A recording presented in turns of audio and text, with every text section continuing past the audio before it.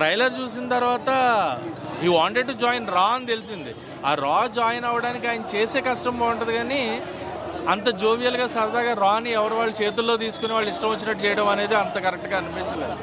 లాస్ట్కి రాలో జాయిన్ అయ్యారని సినిమాలో చూడండి, బట్ అది ప్రాపర్ వే అయితే కాదు రాలో జాయిన్ అవ్వడానికి. ఎందుకంటే అది చాలా ఇంపార్టెన్స్ వింగ్. అది వాళ్ళు చేసే కష్టం ఎంత పడతారో అది మన ఎవరికి కూడా తెలియదు.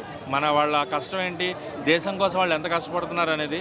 సో అలాంటి వింగ్ని పట్టుకుని కొంచెం కామెడీగా చూపించినట్టు అనిపించింది. రెస్ట్ ఆఫ్ ద ఫిలిం అయితే చెప్తున్నాను కదా, సిద్ధు గారు అయితే వన్ మ్యాన్ షో. సింపుల్గా ఆయన సింగిల్గా దొల్లగొట్టేసాడు సినిమాని. వాళ్ళ ఫ్యాన్స్కి సిద్ధు గారి కోసం చూడాలి అనుకుంటే దే కెన్ వాచ్.